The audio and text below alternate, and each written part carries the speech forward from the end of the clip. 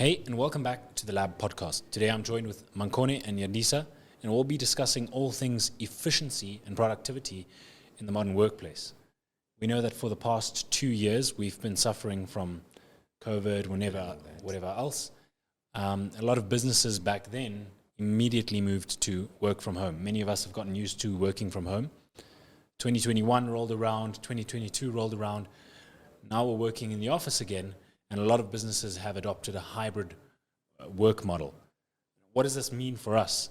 A lot of us are now working and we're changing our routines as the weeks go by. We're working home on a Monday and Tuesday. We're going into the office. Then it changes the next week because there's a stand-up at the office. Our routine's out of whack. You're missing the gym. You're missing your runs. What do you do?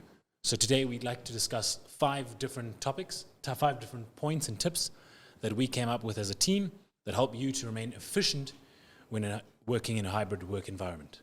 Tell us about the point that you came up with.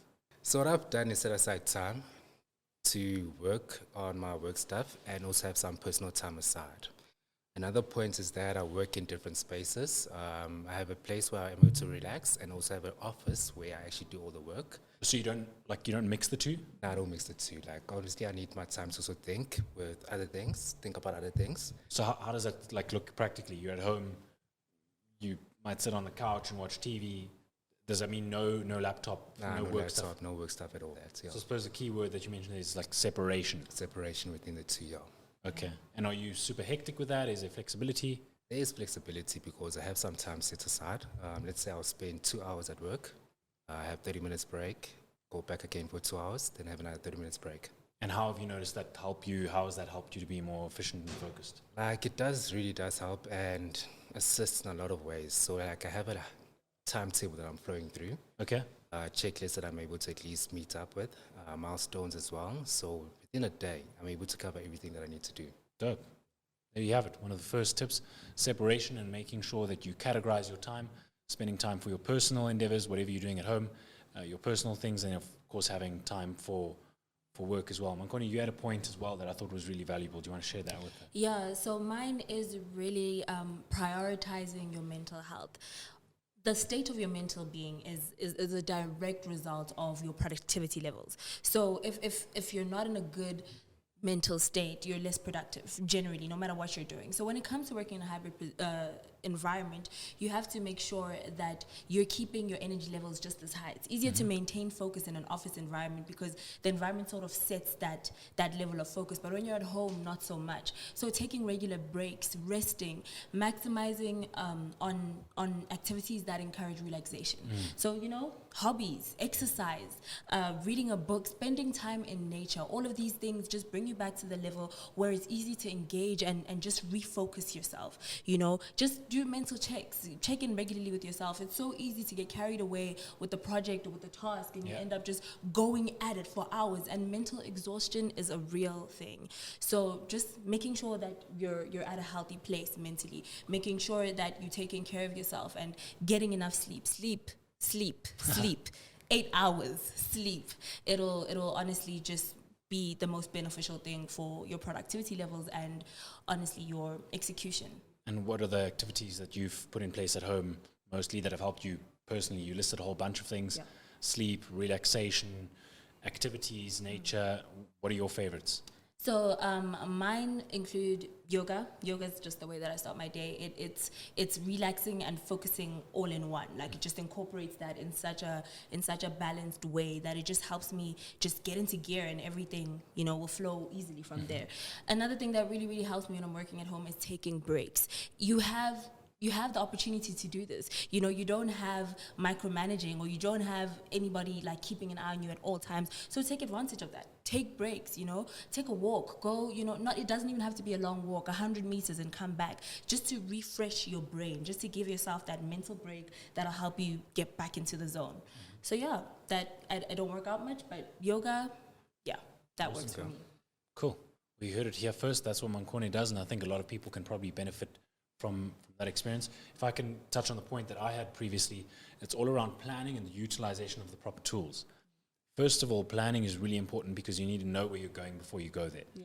You don't start a journey and say, I'm just going to drive and see how far I get and wind up at some destination miraculously. It's not what happens. So planning exactly what you want to do and what you want to achieve in a day is really useful. I haven't met a single person who's achieved a lot in their lifetime that doesn't work off a checklist every single day. A checklist for some people might be a pen and paper. That's a good segue to my second point, is that's the utilization of proper tools. So in today's day and age, we have a ton of tech, apps, software that we can use to maximize our efficiency, but also that are enjoyable to use. So of course, we as a team, we use Slack, our digital HQ that we use for every type of communication. We chat on there, all of the teams are there. It's a great tool for communication. If you don't want to be spending money on a software that costs a lot, you have the options of using something like WhatsApp, of course, but communicating with people. But then productivity apps are really useful. Some of the most easy to use and inexpensive tools are Google Calendar and the entire Google suite that comes with it with Google Workspace. So you have Google Tasks with that as well that integrates with your calendar, and you're able to add your tasks to a specific time in the day. We have used Jira actually right now we use Jira, and in the past we've used Trello. But of course Jira, we love it right now. We build our workspaces in there. We build custom workflows for that. So not only do we plan out what we do in a collaborative environment like us, you need to work with different people, whether it's externally at another supplier or your customer or yourself, but internally in your team as well, different types of tasks. So we're able to label different types of priorities. And of course, a number of different people are sometimes working on the same project at the same time. So you need to be able to manage that. And of course, manage the expectations of your customers as well.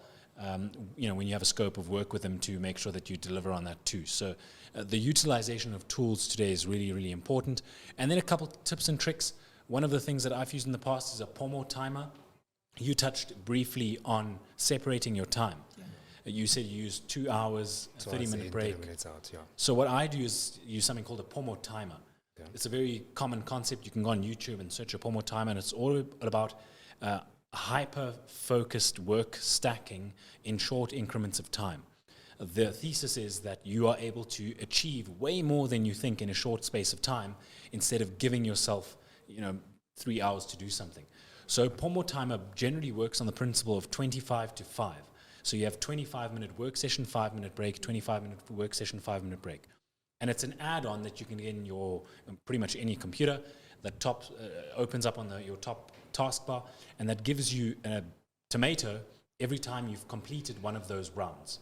So 25 minutes you've worked, you take a 5-minute break, ding, you get a tomato, and there's like a nice ring, a nice ringtone that bells every single time you've finished one of those.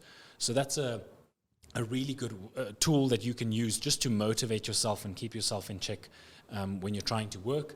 And of course, working off your checklist that you have in, let's say, Google Tasks or Jira or Trello or whatever the case is, Monday.com, all of those tools are super powerful to having a track record of what you've achieved that day. It's really good as a person to look back at the end of the day. You said it yourself, you get a lot of work done. Yeah. You look back after the day and you say, wow, I've really done a lot. Sometimes when you're in the mix of it and you're doing each task individually, you don't really feel like you're achieving much. But you look after that, after a day, after a week, after a month, and you've achieved like unbelievable amount of stuff. So yeah, really important to use productivity tools like Jira, Trello, Slack, etc., etc. And if you're looking for someone to help you with something like Jira, we're a partner that's happy to do so. And of course, we're a Slack certified partner too. So you can get in touch with us to set up your enterprise or organization with Slack. Anyway, that's enough advertising from our side. Any other points that you guys had that you'd like to contribute to? Basically with that thing when you said we're able to like keep milestones and checklists. Yeah. After a week or two, we actually have a structure. It's like, okay, this is what I've accomplished. This is what I need to do. This is where I'm going. This is where I'm going in future. Mm-hmm. So you actually have a direction heading forwards as to like where you want to go and where you want to see yourself in future. Okay, that actually reminds me of how we conduct our stand-ups. So what we do is, what did you do yesterday? What are you doing today? And what are your blockers? That's probably a good way to look at life generally. If you start your day, you can look at, what did I achieve yesterday? And you might notice that I didn't do this well. You also have to be honest with yourself. It's not only looking about what you did, it's about looking at what you didn't do that you set out to do. And secondly, you look at, what do I want to achieve today? So I see yesterday, that quote, don't be better than someone else, than who someone else is today, be better than you were yesterday. Yeah. You can use that and apply that in this situation too. So you look at, what did I do or didn't do yesterday? what do I want to do today that allows me to be better than that yesterday? How do I achieve more tasks than I did yesterday, or at least tick off the things I didn't do yesterday? And then thirdly, what are my blockers? What's holding me back? What's a difficulty?